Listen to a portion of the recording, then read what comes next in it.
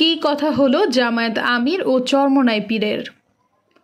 ইসলামী আন্দোলন বাংলাদেশের আমির ও চরমোনাই পীর মুফতি সৈয়দ মোহাম্মদ রেজাউল করিমের সঙ্গে সৌজন্য সাক্ষাৎ করেছেন বাংলাদেশ জামায়াতে ইসলামীর আমির ডাক্তার শফিকুর রহমান।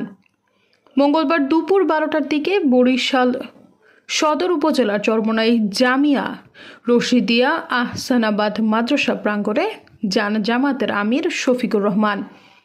এ সময় তিনি গোটা মাদ্রাসা কম্পাউন্ড ঘুরে দেখেন এবং ইসলামী আন্দোলন বাংলাদেশের নেতাদের সঙ্গে কথা বলেন। পরে তিনি চরমোনাই পীর মুফতি সৈয়দ মোহাম্মদ রেজাউল করিমের সঙ্গে সৌজন্য সাক্ষাৎ করেন।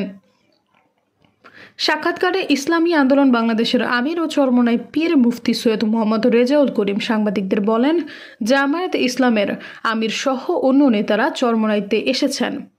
আল্লাহ যেন তাদের ইসলামের পক্ষে, দেশের পক্ষে ও মানবতার পক্ষে ভালো কাজ করার তৌফিক দান করেন। আজ স্বাধীনতার 54 বছর চলছে, কিন্তু এতদিন যারা দেশ পরিচালনা করেছিল তাদের দ্বারা আমাদের জাতির প্রত্যাশা বাস্তবায়িত হয়নি।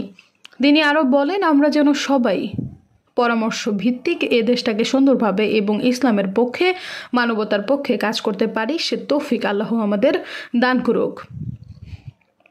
জামায়াতে ইসলামীর আমির ডক্টর শফিকুর রহমান বলেন, সবাইকে সামনে রেখে বলতে চাই, আমরা শুধু আল্লাহর জন্য পরস্পরকে ভালোবাসি। আল্লাহ যেন আমাদের এই ভালোবাসাকে কবুল করেন।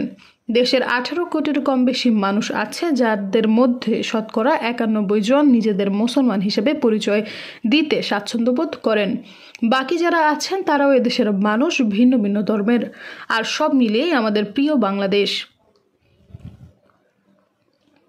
মতবিনিময় শেষে উভয় দলের শীর্ষ নেতারা চরমোনাই দরবার শরীফের মসজিদে একসঙ্গে জোহরের নামাজ আদায় করেন।